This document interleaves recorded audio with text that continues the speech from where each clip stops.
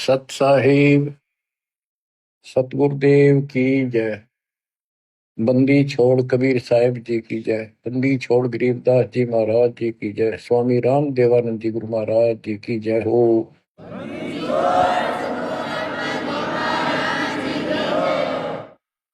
सर्व संतों की जय, सर्व भक्तों की जय, धर्मी पुरुषों की जय।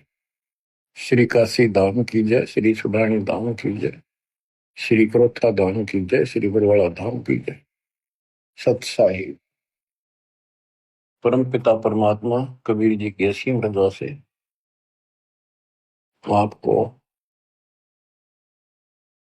मनुष्य जीवन की सफलता का राज प्राप्त हुआ। रहस्य, यथार्थ, अध्यात्म ज्ञान, सत्य भक्ति। इसके बिना ये मनुष्य जीवन आम सामान्य प्राणी जैसा था, पशु पक्षी के समान है। भक्ति हम मानव शरीर में प्राप्त करके अपना भविष्य सुधार सकते हैं, संवार सकते हैं। अन्य जितने भी शरीर हैं, पशु हैं, पक्षी हैं, कीड़े मकोड़े हैं, ये अपना कर्म भोगते हैं। वो चाहे राष्ट्रपति के घोड़े हों, वहां बढ़िया व्यवस्था है, सेठ के घर कुत्ते भी बन गए और ये वहां उनकी सारी सुविधा है। परंतु ऐसी सुविधा मनुष्य को भी नहीं उपलब्ध होती कईयों को। तो कहने का भाव ये है, मनुष्य जीवन यदि भक्ति नहीं करते मानो स्त्री पुरुष, तो उन पशु पक्षियों में उसमें कोई अंतर नहीं। सुविधा कर्मानुसार पूर्व जन्म के संस्कारों से सबको प्राप्त होती है। दुख और सुख दोनों साथ रहते हैं। अब बात आती है कि भक्ति करनी चाहिए, अवश्य करनी चाहिए। आत्मा मानती है, उसके लिए मानव भटक भी रहे हैं। आत्म ज्ञान बिना नर भटका कदे मथुरा कदे काशी। यथार्थ ज्ञान ना होने चाहिए प्राणी। मानव शरीर धारण करके कभी मथुरा कभी काशी, किता न किता अपना राह ढूंढ रहा है कि किता भगवान मिल जाए। कबीर साहब कहते हैं, पर्वत पर्वत में फिरा, कारण अपने राम, राम जैसे जन मिले, जिन सारे सब काम। बताओ कि परमात्मा की खोज में पहाड़ों पर गए, तीर्थों पर गए, संत समागम अटेंड करे, दान धर्म किए, जैसा मार्गदर्शन मिला, और भी देवी देवता पीर मनाए, मंदिर मस्जिद पूजे, तो मनुष्य जीवन प्राप्त प्राणी को सबतर लगन लगी होती है, क्योंकि वो पिछला संस्कार चंगा होता है, उसका बहुत अच्छा संस्कार होता है, इसलिए मानव शरीर प्राप्त होता है। अच्छा संस्कार कैसे मिलता है? कोई भक्ति की है, धर्म पुण्य किए होते हैं, तो उस कारण से इस मनुष्य जीवन में भी प्रेरणा बनी रहती है कि अच्छे काम करो, कोई भक्ति करो। लेकिन जिनको हम अच्छे काम समझ कर रहे थे, धर्म कर्म भी करते थे और भक्ति भी करते थे, वो शास्त्र विरुद्ध होने से, वो एक आने की नहीं, एक नए पैसे की नहीं। क्योंकि हमारे जो स्पिरिचुअल हैं, हमारे जो आध्यात्मिक ग्रंथ हैं, ये भगवान के विषय का संविधान है। इसमें जैसा कुछ करने को कहा है और न करने को कहा है, हमें वो ही करना पड़ेगा, तभी सफलता होगी। जो हमारे ग्रंथ बताते हैं, हमने उनके अनुसार चलना होगा। इसके लिए जो से हिंदू समाज है, वो अपनी पवित्र गीता, पवित्र वेदों और पवित्र पुराणों को सत्य मानते हैं। और हमारे हिंदू धर्म के धर्म गुरुओं ने जो ज्ञान बताया, उन्होंने यही कहा है कि गीता वेद पुराणों में ऐसा ही लिखा है, ये भक्ति करो। अब यहां हमने सबसे पहले ये देखना होगा कि जो स्पिरिचुअल है, शास्त्र है, हमारे धार्मिक शास्त्र है, वो कौन से किस लेवल के हैं, किस स्तर के हैं। 5 वेद है, वैसे तो वेद एक ही होता है। वेद का अर्थ ज्ञान होता है, बोध का अर्थ भी ज्ञान होता है। भक्ति बोध, भक्ति का ज्ञान। वेद, वेद का अर्थ ज्ञान। सूक्ष्म वेद यानी सवसम वेद, जो भगवान ने सब अपने मुख से बोला होता है, उसको सवसम वेद, सूक्ष्म वेद बोलते हैं। ये कंप्लीट, इसके अंदर कंप्लीट मार्गदर्शन है, ये कंप्लीट है, संपूर्ण है। यह वेद परमात्मा ने, जब हम अपने कर्म छोड़ कर यहाँ पृथ्वी पर इसके साथ आगे, इसके ब्रह्मांडों में, जब तक हमारी पूंजी रही तो हमें सारे ठाठ दिए इसने, आप भी लूटता रहा। और जब हमारी पूंजी लाए थे वह खत्म होगी, हमें पटक दिया धरती पर, फिर कमाओ और फिर ऊपर आओ। आपको मैं बार बार बताता हूँ, यह कोई बच्चों की कहानी नहीं है, ये सच से परिपूर्ण है और आपने इसको सत्य मानना होगा। एक मूर्ख लड़की अपने घर से पैसे निकाल कर 30-40 सोना अपने घर से निकाल कर उसकी शादी के लिए घर वाला ने तैयार कर रखा, और एक दुष्ट के साथ भाग दी। जब तक वो पैसा वो लेकर आई थी, वो खर्च नहीं हुआ इतने, तो वह सर पर रखी। फिर उसकी दुरुस्ती करके जा कमा और खा, दारू पीवे, मांस खावे, और वह मजदूरी करने लगी, वो उसकी ग्रेजुएटी कर। तो वो दशा आपकी है, आप मानो से मत मानो,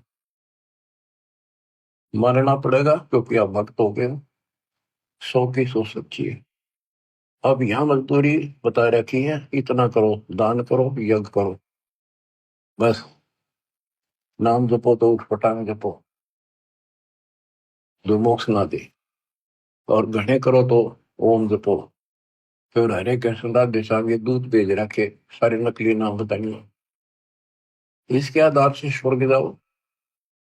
स्वर्ग एक होटल है, वहां आपकी पूंजी ऑटोमेटिक ऑनलाइन जमा रहती है। आप जैसा वहां खाते पीते मौज करते, ऑनलाइन पैसे कटते रहते। उस होटल का चार्ज अलग से होता है, और सुविधा जो आपको देते उनका चार्ज साथ होता है। जैसे वहां कोई खाने की चीजें लेते हैं, 10 रुपए की 20 में देते हैं होटल में। क्यों, हमारे आदमी जहाँ पैसे गणे होते हैं, उन्हें क्या लेना देना कितने गिराको। तो ये दुर्गति आपकी यूं की हो रही है, आप विचार करो इन बातों पर। आप किस चीज पर सेट हुए बैठे हो, 1 मिनट में मृत्यु हो जाती है। बैठे बैठे राष्ट्रपति तक मर जाते हैं, एक्सीडेंट हो जाते हैं। पोलैंड देश का एक पूरा कैबिनेट, प्रधानमंत्री, सारे मंत्री, दूसरे देश उसका मित्र देश था, उसमें कोई पूर्व प्रधानमंत्री की डेथ हो गई थी। उसकी मुंह कांड जाते शोक व्यक्त करें, वो विमान न दुर्घटनाग्रस्त हो गया, एक्सीडेंट हो गया, हम सारे मर गए। और ताजे ताजे बने थे, 6 महीने पहले उनकी कैबिनेट बनी थी। और ऐसे गंदे लोग में माचे माचे फिरो तुम, आंख खोलो। इस सत्संग को सुनकर भी आंखें नहीं खुलती, वो पत्थर प्राणी है, उसके भक्ति का अंश नहीं है, वो इंसान भी अच्छा नहीं। तड़प जानी चाहिए, तड़पला जानी चाहिए आत्मा को, पिता का मर गया हम किस पे फंस गए। यहाँ सुख नाम की चीज नहीं, रैम नहीं की धरती पर किसी के प्रति। किसी स्वर से धोता है तो वो राजी बोलेगा, स्वर से धोते मुंह फेर लेगा। हम इतने बिगड़ चुके यहाँ पर, हम देवता थे सतलोक में। अब दोबारा से आपको इतना प्यार किया जा रहा है। पहले तो पशु तो मनुष्य बनाए, बीड़ी शराब मांस तम्बाकू गटबड़ बकवाद करते फिरते थे, वो छुट्टी। फिर ज्ञान सुना के देवता बनाए। अब इस भक्ति को ध्यान से सुनो, इस ज्ञान को ध्यान से सुनो। किसी तरह आत्मा का उबारा होगा, आत्मा में ज्ञान प्रवेश होगा, अपने आप ये सेट होती चली जाएगी। दास पहले पाली जाता था, पालिया जैसे व्यवहार हुए बकवाद, स्कूल में जान लग गया, 5-6 महीने तो वही चले, फिर धीरे धीरे सेट होना पड़ा, और पढ़ते पढ़ते पढ़ते पढ़ते और छोटी सी पोस्ट भी ग्रहण कर ली। तो इसी प्रकार अगर हम इस मार्ग पर नहीं आएंगे तो हम नो के नो रह जाएंगे। तो कहने का भाव ये है कि ये आपके स्कूल की पीरियड है, ये सुनते रहो। आजकल तो सारी सुविधा हो रही है, रिकॉर्डेड लेक्चर फिर भी सुन सकते हैं, पर सुने इसी लगन से जैसे अब सुन ले, भूल जाए आध घंटा जितनी देर सुने सब क्या है ना, और ध्यान से सुने। तो प्रसंग चल रहा है कि हम यहाँ आकर फंस गए, तो इस काल ने हमारी दुर्गति कर दी कि इन्हें वापस नहीं जाने दो। इसको पता है कि हम उस परम पिता के अंश हैं, कबीर भगवान के, और माँ बाप को पता होता उसका बेटा बेटी की तो दुख ही हो रहा हो, उसकी आत्मा तड़पती रहती है पार वैसे के नाम से। आपके लिए वो मालिक भटक रहा है, वो एज इट इज उस रूप में यहाँ नहीं आ सकता, क्योंकि वो नियम भंग होता है और ये घबरा जाएगा, और वो मर्यादा से बाहर की बातें है ना। तो अगर कहता बचा होते 1 मिनट में धर्मदास इन सारा ले जाओ, फिर इनके गाडू आइए वही ना थे वहां के टिके, अब इन दुखी हो लिए छक्के, कलयुग आ गया, और आने वाले समय में और दुर्गति होगी। अब चौथा युग आ गया, ये भक्ति करके भी छक लिए। सतयुग त्रेता द्वापर में इनके पूर्व जन्म के संस्कार बहुत अच्छे होते हैं, इसलिए ये सोचते रहते हैं कि जो साधना हम कर रहे हैं इसी से ये मौज माच रही है, इसी से सारे सुख होते आ रहे हैं। और जब कलयुग में जाएंगे इतनी त्रुटि होगी इनकी, सारी साधना करके थक लेंगे, कुछ भी लाभ नहीं होगा, इनके संस्कार कमजोर पड़ जाएंगे, तब ये भगवान के लिए भटकना शुरू करेंगे, और फिर मैं इनको कैच करूंगा। उदाहरण देता हूँ, सतयुग में राजा अम्बरीश थे, मालिक वहां भी मिले होंगे। वेद बताते हैं परमात्मा के लक्षण वो झूठ नहीं होते, सो के सो सकते हैं कि परमात्मा सबसे ऊपर के लोक में रहता है, वहां से गति करके चल के आता है। भक्ति मार्ग में जो लगे हैं उन अच्छी आत्माओं को आके मिलता है, वो यथार्थ भक्ति ज्ञान सुनाता है, और जो लगे नहीं है भक्ति पर, उनको भक्ति करने की प्रेरणा अपने मुख्य मुख से बोलकर वाणी द्वारा बताता है, उनको गुप्त भेद मंत्र बताता है, गुप्त मंत्र आविष्कार करता है, एक कवि की तरह आचरण करता है, अपने सूक्ष्म वेद ज्ञान को काव्यना कविताओं से, दोहों के माध्यम से, चौपाइयों के माध्यम से, शब्दों के माध्यम से बोल बोल के सुनाता है, वो सूक्ष्म वेद होता है। तो अब ये सूक्ष्म वेद बताता हूं, परमात्मा ने वो सूक्ष्म वेद इस ज्योति निरंजन काल सर्वपुरुष सर्वब्रह्म के अंतःकरण में वहां से ईमेल कर दिया, इसके अंदर इसने उसको बाहर निकाला, श्वास से पढ़ा, इसने वो जानकारी ऊपर की कति खत्म कर दी जो हम समझ सकते थे, वो मंत्र भी नष्ट कर दिए, सारी जानकारी खत्म कर दी, अपने तक भक्ति रख ली, बाकी थोड़ा बहुत ज्ञान जो सांकेतिक ज्ञान में रह गया। तो जिस आधार से, जैसे ब्रह्मा जी सबसे पहले कमल के फूल पर बैठे थे, अपने पुत्र नारद के प्रश्न का उत्तर दिया, और नारद ने पूछा था कि पिताजी आप सत्य बताना कि सारी सृष्टि के रचनहार कौन है, किसने ब्रह्मांड बनाए, कौन ये पालन करता है वास्तव।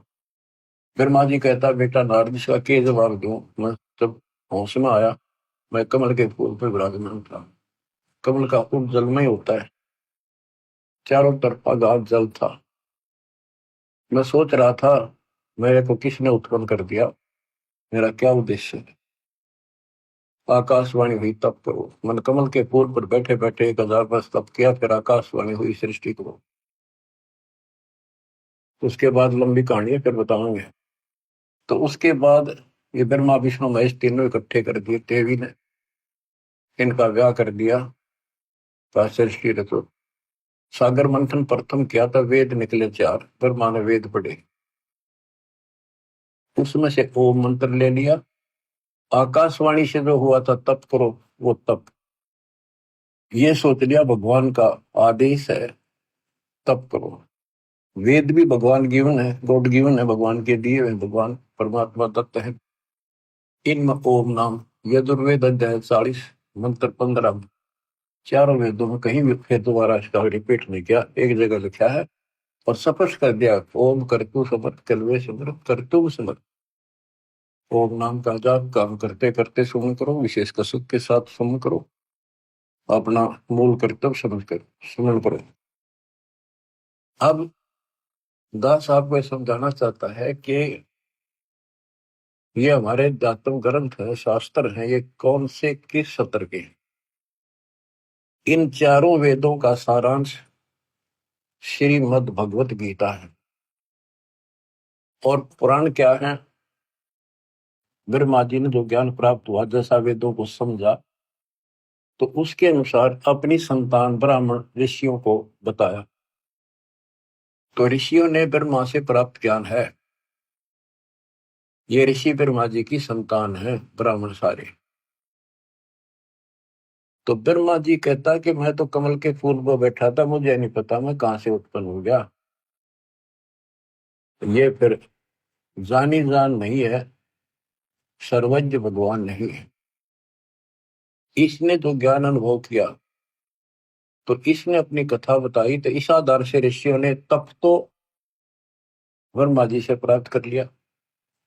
ब्रह्मा जी ने बता, वेदों में केवल ओम नाम है, ओम नाम वेदों से ले लिया। तो इस आधार पर ब्रह्मा जी के वंशज ऋषियों ने तप किए, जबरदस्त तप किए, शरीर गाड़ दिए, परवाह नहीं की, मिट्टी चढ़ गई शरीरों पर, खाना पीना त्याग कर मल की चाह मल के कि भगवान मिले तो जीवन सफल, नहीं तो व्यर्थ है। तब किया, ओम नाम का जाप किया। ओम नाम के जाप से ब्रह्मलोक प्राप्त होता है।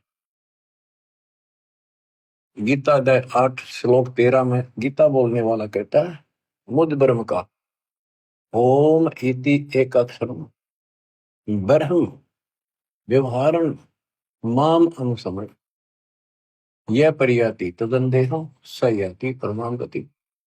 ओम इति एक अक्षर, केवल एक ओम अक्षर है, ब्रह्म व्यवहारण माम अनुसमण, मुझ ब्रह्म का स्मरण करने का, माम ब्रह्म।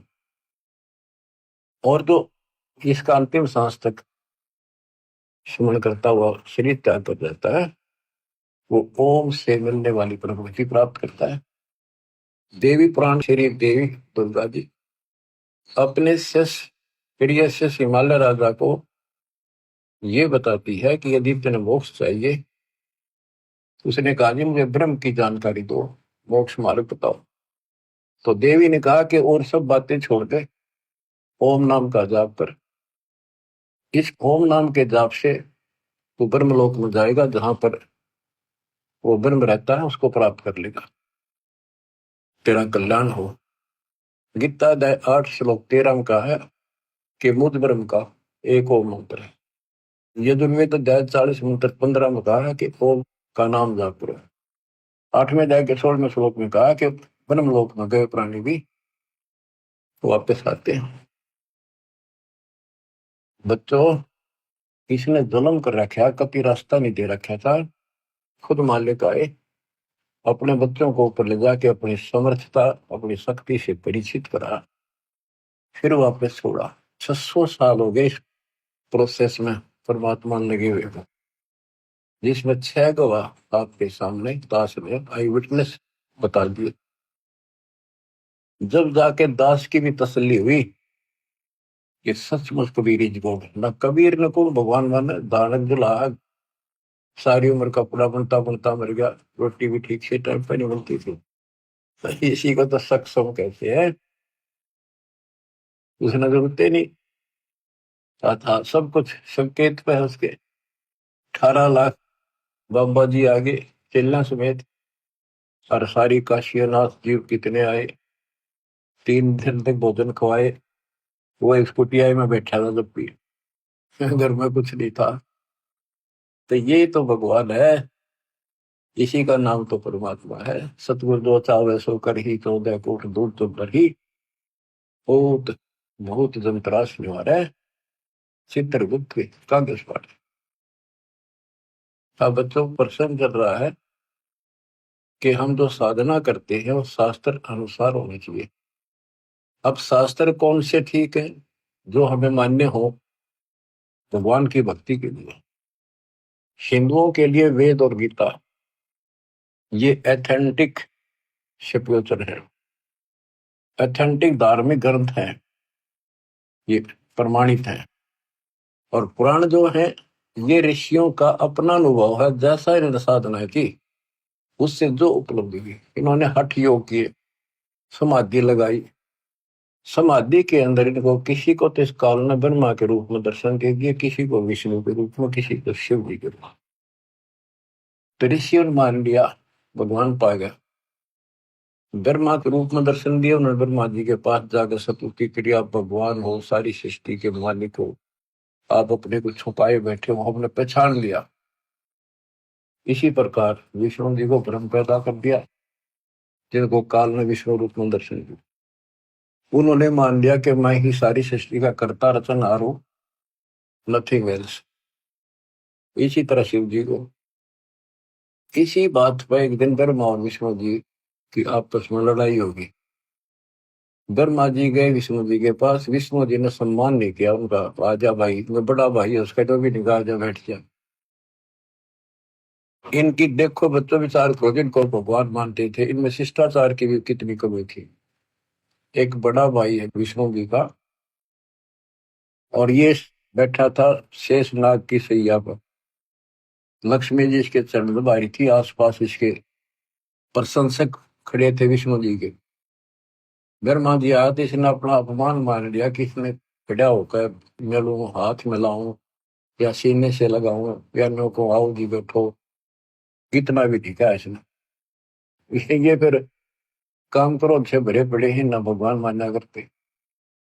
इस बात का दुख ब्रह्मा जी ने मान्या, अब इसने सम्मान भी ना किया। न बोलाओ अभिमानी, मैं तेरा बाप हूं, सारी सृष्टि का रचने वाला हूं, तो मेरे से पैदा हुआ और मेरा सम्मान नहीं करता, अपने बाप को देखकर भी तू अहंकार करता है। तो मेरा बेटा है और फिर भी सम्मान नहीं करता। उसमें बोला तो मेरा बेटा, मैं तेरा बाप, तो मेरा ना भी कम से हुआ था। तो उसके प्रशंसक खूब हंसे। तो सबने बताया था कमल के फूल हो तुम उत्पन्न हुआ, और विष्णु के नाभि से कमल निकला। इधर मारना विष्णु नापन भी रहा कमल कितना है, कैसे नाभि में उग गया। ये तो सूखे चौधरी थे। तो इस बात पर ब्रह्मा बोला तेरी अकल ठिकाना करता हूँ अभी। विष्णु बोला आजा, चढ़ा ली बात दोनों ने और काट दिया शस्त्र, मरण मारने तो तैयार हो गए। कमाल की बात है। शिव पुराण में ऐसा लिखा, ऊपर से देवता आकाश तिरंग पर फूल बरसावे, शाबाश, मरो कट के, शाबाश, देखते हैं कौन ताकतवर है। लेकिन इनकी सब बच्चा का कहां तक नाश हो रहा है। देवता व हरणों का लड़ो, उन्हें बीच मारना चाहिए था। भगवानों आप ऐसे करोगे फिर मारा केरा होगा। भगवान मान के इन्हें दोनों लड़ पड़ी। बता, वो तो इनका बाप जो काल नरेंद्र ने सोची है मरेंगे कट के, तेरे खान पीने का सिस्टम बंद हो जाएगा। इनके बीच में एक सतम खड़ा कर दिया, बोतलों बोतलों आपास छूने लगा। ये दोनों डर गया, आश्चर्यचकित हुए। जब इसका और छोर ढूंढ चाल पड़े और लड़ाई मिट गई, फिर काल आके खड़ा हो गया शिव जी के रूप में, साथ में दुर्गा को पार्वती रूप बना के लिया। तब उनसे कहता कि बेटा तुमने अपने आप को भगवान मान लिया, ये तुम्हारी बहुत बड़ी गलती है। तुम भगवान नहीं हो, यू आर नॉट गॉड। तब उसने हाथ जोड़ लिया और सुनो, तुम्हारे तप के प्रतिफल में मैंने तुमको एक एक जोग दी है, एक एक विभाग दिया है, रजगुण उत्पत्ति का ब्रह्मा को, स्थिति का विष्णु को। और इसी प्रकार शंकर को ये संहार तिरुभाव, और रुद्र को संहार। ये रुद्र और शंकर एक का है। देवता ने महाराज जब इसने तिरुभाव कहते हैं, आम आदमी ने महाराज जब इसको रुद्र कहते हैं। ये दो रूप बना लेता है। वैसे इसके 11 रुद्र हैं, 11 रूप बनाए थे इसमें।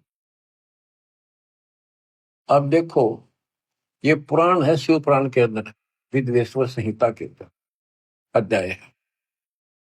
इन पुराणों में लिखा है कि ये शिव रूप में आकर प्रकट हो गया। दो तो ये हो गए, फिर मार विष्णु पुत्रों, उनको पुत्रों कहा। और इसी प्रकार शंकर और रुद्र, वो 4 अलग हो गए, हरियो 5वां। वैसे तो चौथा ही है। तो ये भी ना समझ पाए कि जो इनका बाप है, और ये नौकी इनका कोई माता पिता नहीं।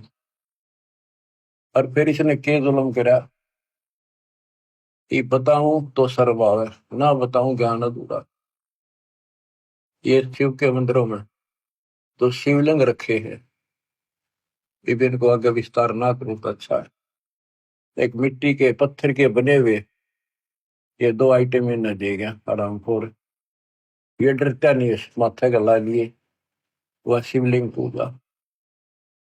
Private part of Shiv and Parvati, ये बदमाशी कर गया। अब सारा संसार इन पर मत्था टेक कर थरा बेड़ा करे कोई। इसने ऐसा नाश कर रखा। सतगुरु आए दया करी, ऐसे दीन दयाल, बंदी छोड़ वृतास का, जठर में कृपा।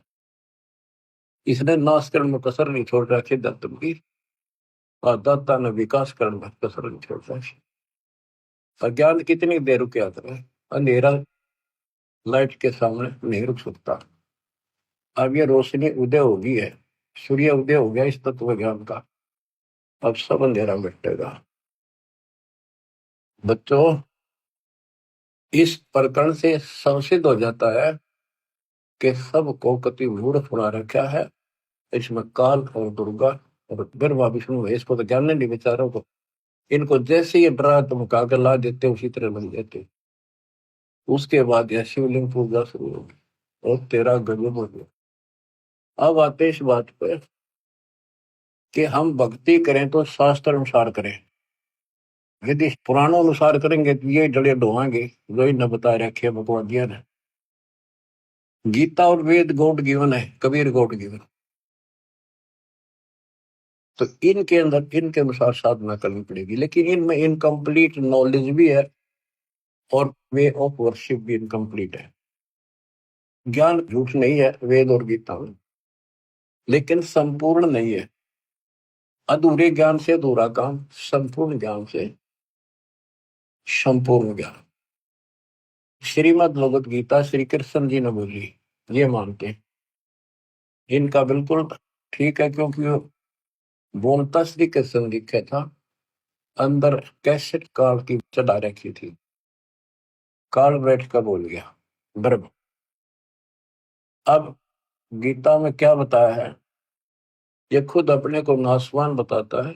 गीता अध्याय 2 के श्लोक 12 में, 4 के 5 में, 10 के 2 में,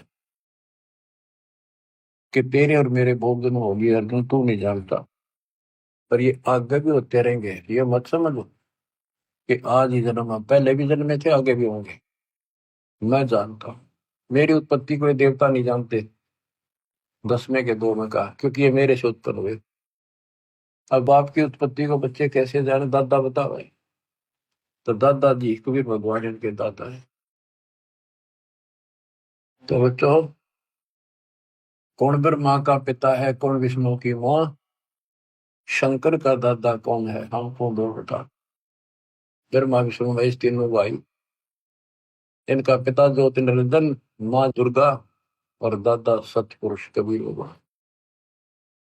गीता गए 16 श्लोक 23 में कहा है कि जो शास्त्र विधि को त्याग के मनमाना आचरण करते हैं, उनको ना सुख प्राप्त हो, ना कोई सिद्धि प्राप्त हो, ना उनकी गति यानी मोक्ष हो। फिर भक्ति करते इसी के लिए। गीता 10, 16 श्लोक 24 में स्पष्ट कर दिया कि इससे करते और अकर्तव्य में जो करने योग्य कर्म है, न करने योग्य कर्म है, उनके लिए अर्जुन ये शास्त्र ही प्रमाण। शास्त्र आपको सिद्ध कर दिया, गीता और विष्णु इनके सतर के।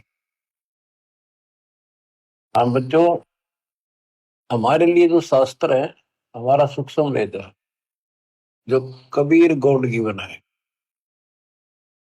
हमारे को इसकी कति जरूरत नहीं थी, ना गीता की, ना वेदों की, ना पुराणों की। और 17 फरवरी 1988 को दास का भाग्य उदय हुआ। पूज्य गुरुदेव से दास की किस्मत जागी, दीक्षा प्राप्त हुई, भीख मिली। उससे लेकर सन 2000 तक दास परमात्मा कबीर जी द्वारा दिए ज्ञान और संत गरीबदास जी के अमर ग्रंथ के आधार से सत्संग किया करता था दास।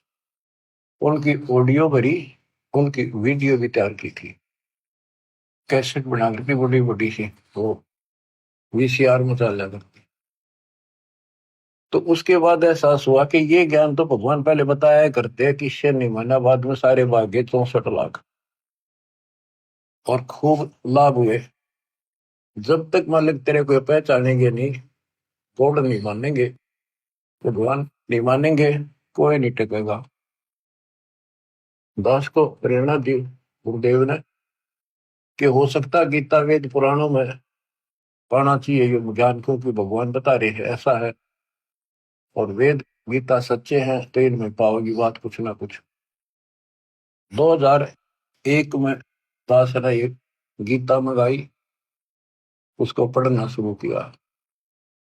मालिक की कुछ रजा थी, दूसरी खोलते तीसरा पेज पलटा, अध्याय 18 का श्लोक नंबर 61 शुरू में है ये। और गीता भी हाथ लागी, जिसमें आमने सामने शब्द और अर्थ है।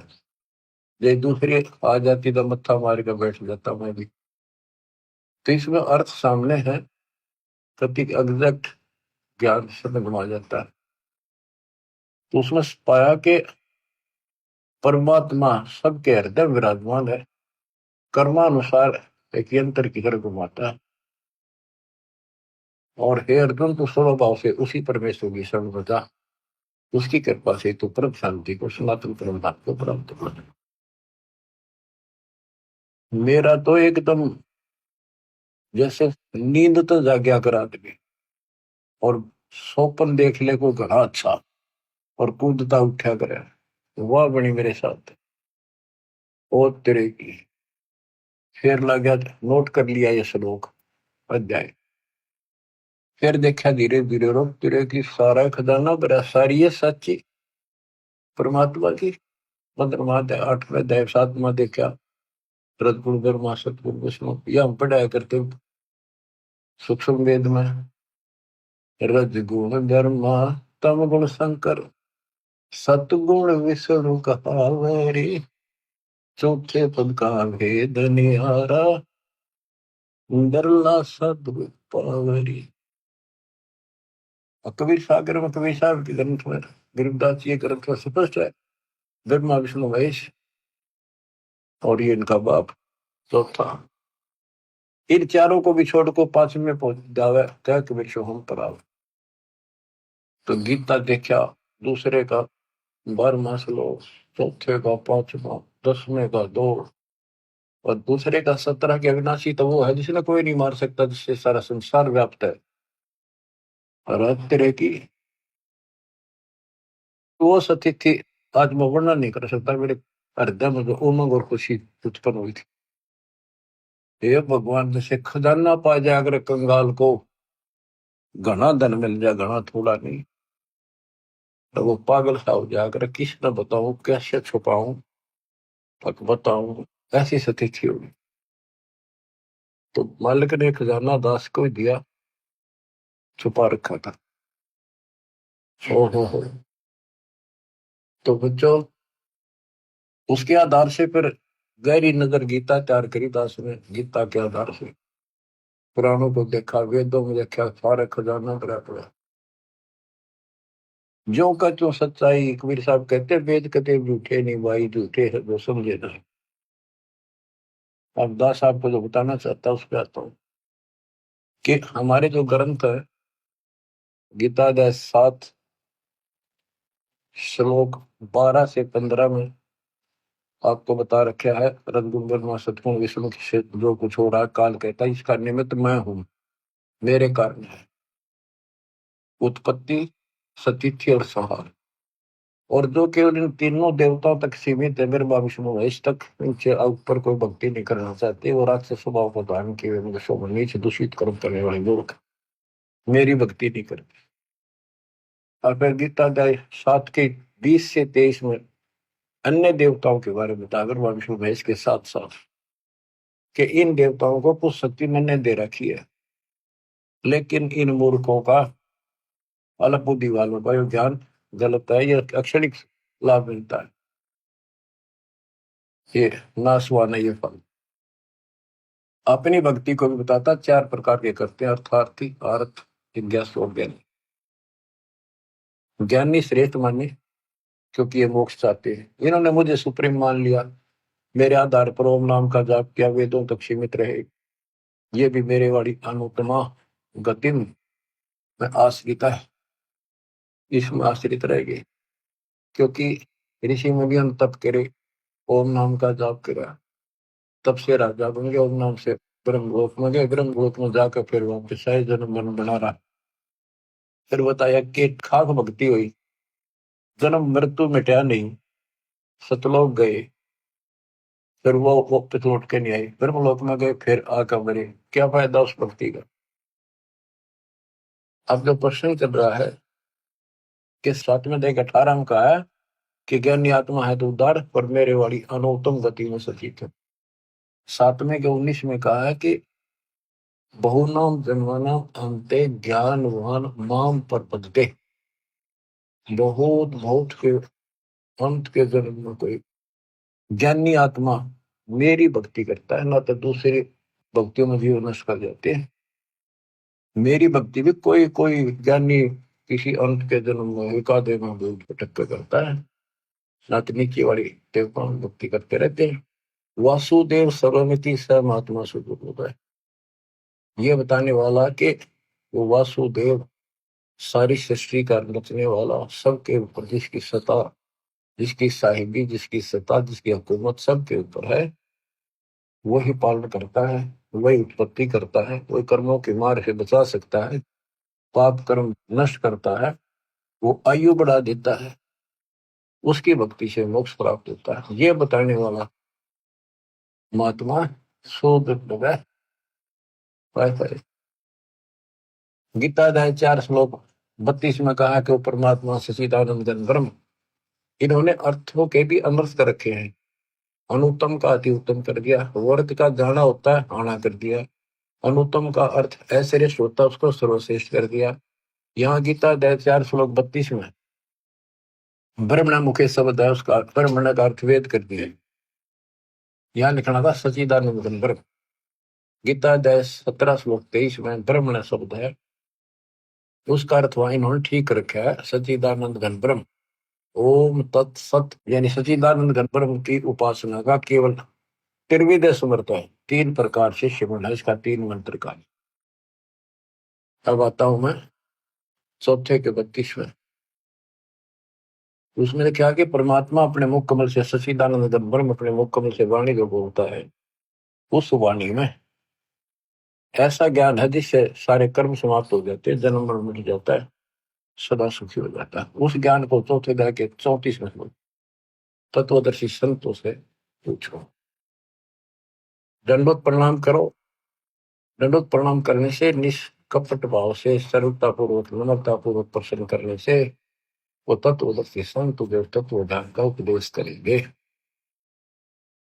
उस परमात्मा तत्व का, कौन से का, 18वें अध्याय के 62 वाले का, उस परमात्मा किसने होगा उसका ज्ञान होता है, वो कौन है। 7वें अध्याय के 29वें श्लोक में गीता बोलने वाले ने कहा है कि जो केवल जरा वृद्धावस्था के कष्ट से, बच्चों वृद्धावस्था का जो दुख है ना, ये मृत्यु से भूंगा है, मौत तो एक बार हो जाए, और यो कम से कम 20 साल मरे। बिरान माटी, कभी आंख दुख है, कभी चाड़ दुख है, कभी टांग दुख है, कभी शुगर बढ़ गई, कभी बीपी बढ़ गया, उठा जाना बैठा जाना, कब्जी होगी, गैस में, तो सुना नहीं, रोए बैठ के। तो कर्महीन इंसान तो भक्ति नहीं करते। भक्ति करने वालों पर यह असर नहीं होगा, लेकिन मर्यादित रहेंगे तो। भक्ति भी कबीर साहब की अरदास के माध्यम से, कि वो केवल जरा मरण से छूटने का, मृत्यु से, दुख से बचने के लिए केवल प्रयत्नशील है और कुछ नहीं मांगते। वो तत्परम से, सारे धातुओं से और सारे कर्मों से परिचित है। 8वें के प्रथम अर्जुन ने प्रश्न किया, किम तत्परम, तीसरे में उत्तर दिया 8वें के श्लोक में, तीसरे में, वो परम अक्षर परम है। 8वें के 5-7 में गीता बोलने वाला अपनी भक्ति कहता है, मुझे भक्ति कर, मेरे पास रहेगा, जन्म मरण बराबर रहेगा अपना दोनों का। ये पहले ध्यान में सिद्ध कर दिया आपको। 8 में के 8, 9, 10 में कहा, सचिदानंद ब्रह्म की जो भक्ति करता है, परम अक्षर ब्रह्म जी उसके पास होता है। 15वें अध्याय के चौथे श्लोक में कहा है कि तत्व ज्ञान रूपी शस्त्र से इस ज्ञान को काट कर उसके पश्चात परमेश्वर के परम पद की खोज करनी चाहिए, जहां जाने के बाद साधक फिर लौट कर संसार में नहीं आते। जिसने सारी सृष्टि की रचना की है उसी की भक्ति की। 15वें अध्याय के 17वें श्लोक में कहा कि उत्तम पुरुषत्व ने परमात्मा की उदारते हैं। उत्तम पुरुष, पुरुषोत्तम श्रेष्ठ परमात्मा तो कोई और है जो परमात्मा कहा जाता है? परमात्मा। और जो तीनों लोकों में प्रवेश करके सबका धारण पोषण करता है, वो अविनाशी परमेश्वर है। अब गीता यही समाप्त हो जाती है जब ये कहता है कि उस तत्व ज्ञान को किसी तत्वदर्शी शब्द से जाकर पूछो। मोक्ष उससे होना, जन्म मरण उससे मिटना, गर्भावस्था का संकट उससे कटना, एक मालिक कुल का वही है। उसकी साधना कहाँ है? वो ना वेदों में। वेद कतेब, वेद ये 4 और 4 कतेब इन मुसलमानों की, ईसाइयों की, जबूर, इंजिल, तौरेत और कुरान। ये 4 कुरान, 4 किताब और 4 वेद कतेब एक जैसा ज्ञान है, यानी इनकम्प्लीट है। हम इनको गलत नहीं कहते कि गलत है, अधूरा ज्ञान है। अधूरे ज्ञान तो फिर लाभ क्या होगा? अधूरा ही काम। अब आपको बताता हूँ थोड़ा सा पाक कुरान मजीद। देखो इसमें क्या बताया है। एक चैप्टर है, उसका नाम है अश-सूरा और संख्या नंबर है 42, यानी सूरत अश-सूरा 42, आयत नंबर, श्लोक नंबर 1-2। आयत नंबर 1 पर प्रथम में लिखा है आ मीम। आ माने है, मीम माने मैं, है और मैं, ये 2 अक्षर अलग अलग, जैसे क, ख, ए, ऐसे है और मैं। फिर दूसरी आयत में लिखा है एन शीन काफ। जैसे हम पंजाबी सीखा करते थे, चौथी कक्षा शुरू हो जाती थी पहले पंजाबी, पंजाब ज्वाइंट था, हरियाणा और पंजाब एक थे। तो पंजाबी की हम जब वर्णमाला सीखा करते थे तो कहते थे कक्खा गग्गा दद्दा गग्गा, ईड़ा ऊड़ा सस्सा मम्मा, यानी कक्खा क, गग्गा ग, तथा तय, गद्दा द। तो कक्खा गग्गा, क ख ग, ऐसे सीखना पड़ता है। तो एन का अर्थ है ए, सीन का अर्थ है से, का अर्थ है क। ये वर्णमाला है अरबी की। एन ए, सीन से, का क, ए से क। इसके अनुवादकर्ता ने, पाक कुरान के अनुवादकर्ताओं ने ये लिखकर छोड़ दिया है कि इन 2 आयतों का अर्थ तो अल्लाह ही जान सकता है और कोई नहीं। ये क्या है? गीता अध्याय 17 श्लोक 23 में ओम तत्सत, ये 3 मंत्र। इनमें तीनों मंत्रा का पहला अक्षर है ए से क। जिनको तीनों मंत्र प्राप्त है वो बच्चे आसानी से समझ जाएंगे। ये वो मंत्रों का केवल पहला पहला अक्षर लिख रखा है, इसको नथिंग। तो ऐसा कहते के हासिल होना था, ओम तत्सत से क्या हासिल होना था, अब इसकी एब्रीविएशन निकली सारी। अब इसको सारे से विस्तार से करा, अब पता चला ये सूक्ष्म वेद में पहले ही था। बच्चों आंख खोलो, दास कौन है? कबीर साहब कहा करते हैं कि वही मैं सारी सृष्टि का मालिक हूं, मैं खुदा हूं, लेकिन कौन जाने से बात नहीं। दास कहता विश्व में एक नंबर का तत्वदर्शी संत दास है, नथिंग एल्स। इतना कह रहा हूं मैं। अब पाक कुरान सूरत फुरकानी 25 में आयत 52 से लेकर 59 तक 52 से 59 में स्पष्ट किया है कि हे हजरत मोहम्मद, हे मोहम्मद, हे नबी, हे रसूल। कौन बोल रहा है? कुरान का ज्ञान देने वाला अल्लाह। कि ये काफिर लोग जो है कबीर अल्लाह को नहीं पूजते, इसके अतिरिक्त औरों को भी शरीक करते, दूसरे देवताओं को। तो इनके साथ संघर्ष करना कबीर के लिए, और इनकी बातों में नहीं आना। तेरी बात ना मानना, लड़ाई नहीं करनी, ते इनकी ना मानना, मेरी बातों में विश्वास कर। ये वही है जिसने 6 दिन में सृष्टि रची, 7 दिन तखत पर जा बैठा। सृष्टि में सारी आयु उत्पत्ति, माता पिता भाई बहन सब, सारी नदी नाले तारे पृथ्वी स्वर्ग पाताल सब बनाया उसी ने। और वही पाप कर्मों को नष्ट करने वाला है, गुनाहों को अच्छी तरह जानता है। उसकी खबर किसी बाखबर से पूछो। तो यहाँ पाक कुरान भी यहाँ पर समाप्त हो जाती है। इसमें वो ज्ञान है ही नहीं उस अल्लाह का जिसने सृष्टि रची। तो ये गलत नहीं कह सकते किसी ग्रंथ को, लेकिन ये इनकम्प्लीट है। इनकम्प्लीट से मोक्ष नहीं हो सकता। मोक्ष तो संपूर्ण अध्यात्म ज्ञान से होगा, और वो तत्वदर्शी संत बताता है। इसमें स्पष्ट कर दिया दोनों पवित्र धर्मों की पवित्र शास्त्रों ने कि पूर्ण परमात्मा की जानकारी तत्वदर्शी संत बताते हैं। जैसे पाक कुरान सूरत अस-सूरा 42 में प्रथम आयत में हा मीम, हा का अर्थ है, मीम का अर्थ है मैं। जैसे हा, मम्मा, कखा पंजाबी की वर्णमाला में, ये अरबी वर्णमाला है। और मैं, इसका अर्थ है हक मंत्र। हक मंत्र जिसके पहले अक्षर ये है एन सीन का। तो ये बच्चों, ये तो एक संकेतिक है। वेद कहते हैं जो तत्वदर्शी संत होता है वो सदग्रंथों के सांकेतिक शब्दों को विस्तार से खोल कर बताता है, उसका यथार्थ ज्ञान देता है। गीता अध्याय 7 श्लोक 19 फिर दोहराता हूं। बहुनाम जन्मानाम अन्ते ज्ञानवान माम प्रपद्ये।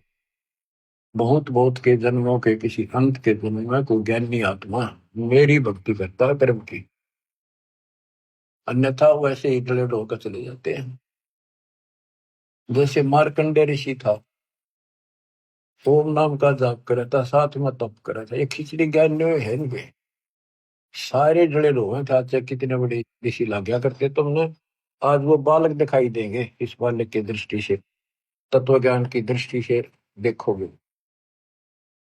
उसने ब्रह्मलोक की साधना करने का ठान रखी थी, वही टारगेट था। इंद्र आया, इंद्र की उर्वशी भेजी, सब फेल होकर चली गई। तब इंद्र को कहता है इंद्र आजा, तो तेरे को सही मार्ग बता दूंगा। ब्रह्मलोक की भक्ति कर ले, ब्रह्मलोक में जागा, ब्रह्म की साधना कर। ये तो सब का ये ज्ञान भर रखा है। इंद्र स्वर्ग का राजा बोला जी फिर देखेंगे, ये तब ना मौज करते। ऐसे ही आप किसी आज कोई पोस्ट पर बैठे अच्छी पर उसमें समझाने की चेष्टा करो, कोई तो बाद की बातें फिर देखेंगे। कोई चौधरपुरी है, अब्राहिम सुल्तान तुमको देखो, क्या क्या सुख थे, भगवान ने नरक से काट के बाहर धरा अपने बच्चे को। ये रोड मार रहा था, काल मूर्ख बना रहे।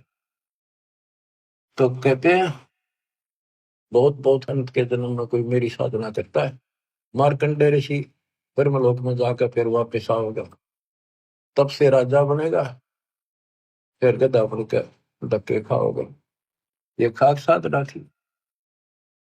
ऋषि मुनि सब करें तपस्या, हे भगवान हमें मोक्ष दिए, तप करवा के राज दे दिया, 184 में ठोक दिए। आपको बताया शिवलिंग की पूजा किसने शुरू करी, किसने करवाई? पापात्मा ने। इसको परमात्मा कहते थे। बच्चों आँख खोल लो, उस मालिक की कृपा कैसी बरस रही आपके ऊपर। और इतना ज्ञान समझ गए बच्चों, नहीं मानोगे तब तो पत्थर हो कर। काम न मना नहीं किया किसी संत ने, लेकिन भगवान बोलना गलत है।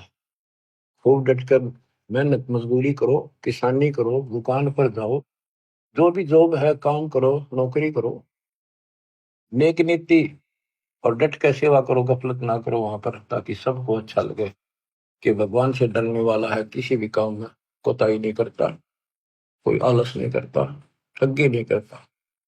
और मालिक ने याद रखो, अब जैसे आपको बताया कि पंजाब का एक राम राय नाम का सरदार जी थे।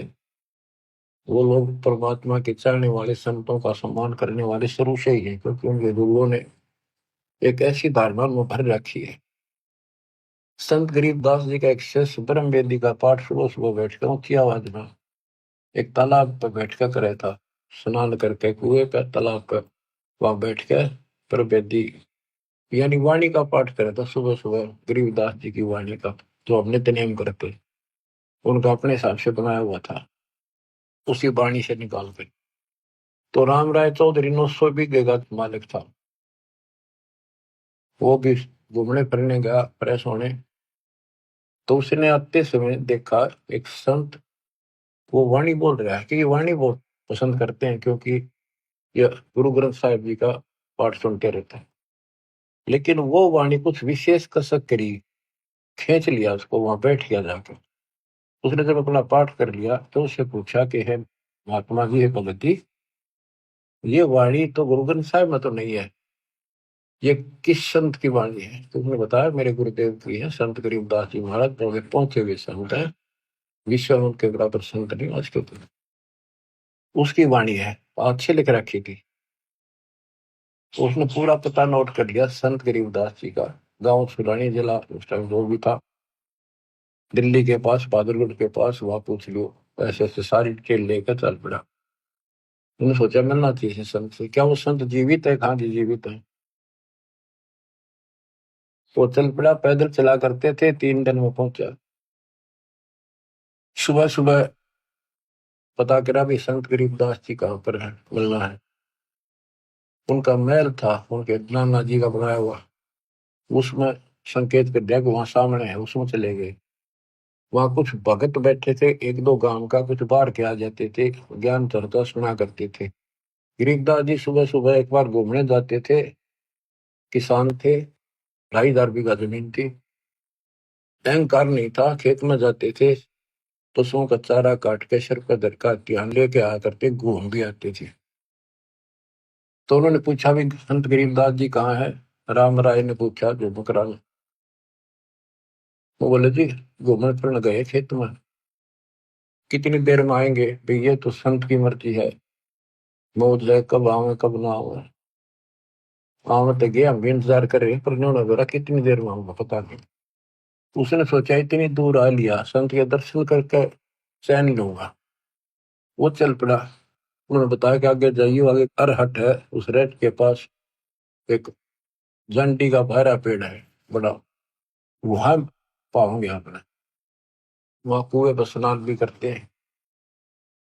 तो वो जा रहा था गरीबदास जी, धोती कुर्ता हरियाणा की जो वेशभूषा होती थी, सिंपल मैन, सामान्य होता था यहाँ का वेशभूषा, इस तरह रहते थे वो, भाई आडम्बर संत नहीं करते। तो उस राम राय ने उस किसान से पूछ लिया, उसने किसान समझा, सिर पर पशुओं का चारा और रोटा धर रखा ज्वार का। उसने बोला भाई मैंने गरीबदास महाराज जी संत जी से मिलना है, तो बताया इधर घूमन आए हैं, कहाँ से है वो, उनका खेत कहाँ ठिकाना है उनका। गरीबदास जी बोले आ जाओ, उन्हें पहचान दिया, वो संत भी थे कि आ जाओ मेरे साथ, मैं मिलाऊंगा उनसे। वो वापस आए, वापस जा दिए वो काम में, आ जाओ लेकर आ गए। वो भगत जो वहां खड़े थे उन्होंने बाज गए, किसी ने बोटा लिया, किसी ने दंडवत प्रणाम किया, फिर पानी पिलाकर नहाऊंगा, पानी लाए स्नान कर दिया। उसने सोची, पूछा रहा महात्मा कौन सा है वो संत, तो वो भगत बोले ये तो है गरीबदास। वो सामने मुड्डे पे बैठ गया और बैठा बैठा ये मन में कल्पना कर रहा था कि ये गुरु, ये महाराज है, रत तेरा गजब हुई। उसने कल्पना कर रखी थी, उसका इमेजिन था कि बड़ी बड़ी जटा पाऊंगी, गल में माला मलाऊंगी और धूना दाना ला रखा होगा किधर, या डेरा होगा तो बहुत बढ़िया सुंदर कपड़े लाल पीले, यानी कोई आडंबर जरूर पाओगा। संत को ऐसा ही माना जाता है, उधर सारे ऐसे मानते थे। उसने देखा सिंपल किसान सामान्य आदमी, इसका 2,500 बीघे जमीन बताओ है, इसलिए लोग इसके चापलूसी करते हैं, ये गुरु यूं बना रहे हैं इसको।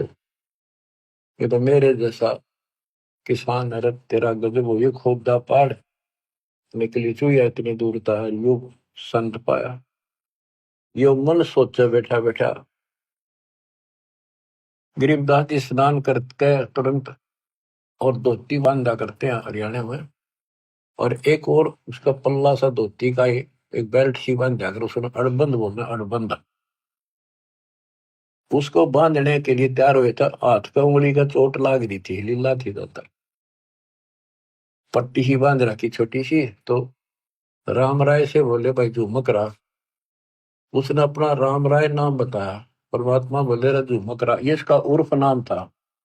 वो ऐसे चंचल माइंड का था, पूरा मतलब विश्वासी कम था, हर चीज में कोई ना कोई पूछा था, अच्छी अटपट रखा करता, तुर्क वितर्क ज्यादा करता था। झुमकरा डगमग से ख्याल का था, इस तरह उसको झुमकरा भी कहते थे। और वहां बैठे बैठे भी वो कल्पना इसी कर रहा था, यो किसा गुरु, ये क्या हुआ फलाना है। झुमकरा का जब मैं उसे समझ गया कि तो बताया भी को नहीं, फिर भी उसने कहा कि भाई मेरी एक धोती बांध दे, अल्लाह मेरा हाथ का चोट लग गई है। उसने उठ के और वह गांठ लाई, और धोती शरीर के मां के निकल गए, धोती और गांठ लग गई। तो उसने फिर खोला जल्दी, दूसरा फिर ऐसे किया, तीसरा फिर ऐसे करा, वो गांठ फिर शरीर के अंदर से निकला हुआ। तो गरीबदास जी बोले रहे झुमक रहा, मैं तो तेरे जैसा किसान हूं, या गांठ ना लगती क्या बात होगी। ऊपर देखा, विष्णु रूप धारण कर रखा, क्योंकि पुजारी विष्णु का था बेसिक, वो बने हुए थे सिख। लेकिन ये जैसे वहां पर 125 गांव गुजरा के वो सारे सरदार को वहां है, और वो रामकृष्ण के पुजारी हैं ज्यादा से ज्यादा, और गुरु ग्रंथ साहिब का भी सम्मान करते हैं, पाठ भी करवाते हैं। तो कहने का भाव है कि वहां पर वो पैरा में पड़ गया कि भगवान माफ करो, मैंने बहुत अच्छी कुंडी कह दी। फिर वो उसी रूप में आ गए, गरीबदास रूप में, और बैठ गए, फिर चर्चा शुरू हुई। सारा ज्ञान समझाने के बाद वो राम राय कहता है भगवान मैंने सारा घूम लिया, ये ज्ञान नहीं पाया। गरीबदास बोले पाओ भी को नहीं। सब गीता का मूल है राई झूमक रहा, ये सुख संवेद समूल सुनो राई झूमक रहा, तत्व ज्ञान कोई ना कहे राई झूमक रहा, ये पैसे ऊपर नाच सुनो राई झूमक रहा, कोटों मध्य कोई नहीं रे झूमक रहा, अरबों में कोई गर्क सुनो राई झूमक रहा। बच्चों, उनको पूरा ज्ञान बताया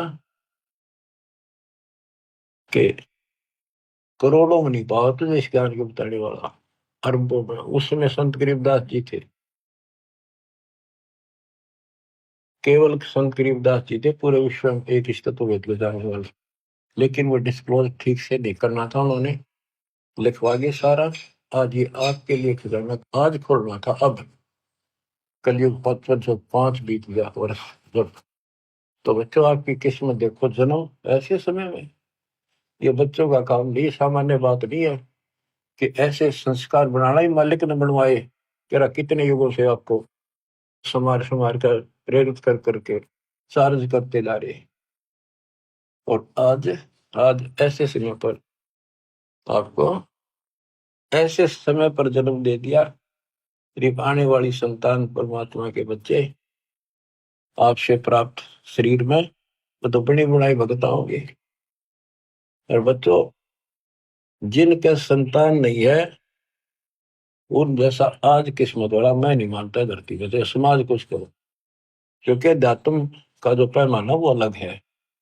उनमें पिछले जन्म गणित सुंदर जी रखे हैं, कभी किसी का एक दाना भी नहीं खाया, ना रक्षा ना दिया, परमात्मा की बातों का कुछ असर किया, उनका लेन देन कति समाप्त कर दिया, करोसला रखा। इनका उन्हें सतभक्ति मिल गई, वो सीधे वहां जाएंगे। जब डटे रहे तो समाज की तरफ देख कर बकवादा बढ़ गए, किसी का गोद ले ला, फरान ले ला, यूं सर दौड़ कर लेंगे। वो संस्कार फिर खराब करेंगे अपने। अपने वाले सुख नहीं देते कलयुग में। गोद लिया तुमने किसके सिर में मालिश करेगा। तो मेरा राय है इस कर्म में बना लो, निकल जाओ गंदे लोग तक, निकला जाता होता है। मैं तो दे दी है बालम बरे नु, मैं तो दे दिए बालम बरे। संसारी दी गल्ला चिन्ह न बूझ शब्द जो गहरे, तो मुर्दों से ती प्रीत लगावे न जाने सतगुरु मेरे। ऊंची थलियां खेती बोवे भूल रहे नजर डरे, श्वेत छतर शिर मुकुट विराजे देखत नास चेहरे। ये संसार समझदा नहीं कहंदा शाम दोपहरे, ये संसार समझदा नहीं कहंदा शाम दोपहरे। गरीब दास ये वक्त जाते है रोगे इस पहरे। गरीब दास ये वक्त जाते है रोगे इस पहरे। बच्चों सुधर जाओ, संभल जाओ। इतना गजब का अवसर आपको मिला है जीवन का। आप सामान्य आत्मा नहीं हो। साधों से ती मस्करी 14 साल मल अखाड़ा जीतेंगे युग युग के बाद। आप वो युग युग के मान हो, वो पहलवान हो इस भक्ति के अखाड़े के। फाइनल गेम में आ रहे हो, सावधानी बरतना। मालिक आपको सदबुद्धि दे, हिम्मत दे, बुराइयों से बचावे, मोक्ष दे। सत साहिब।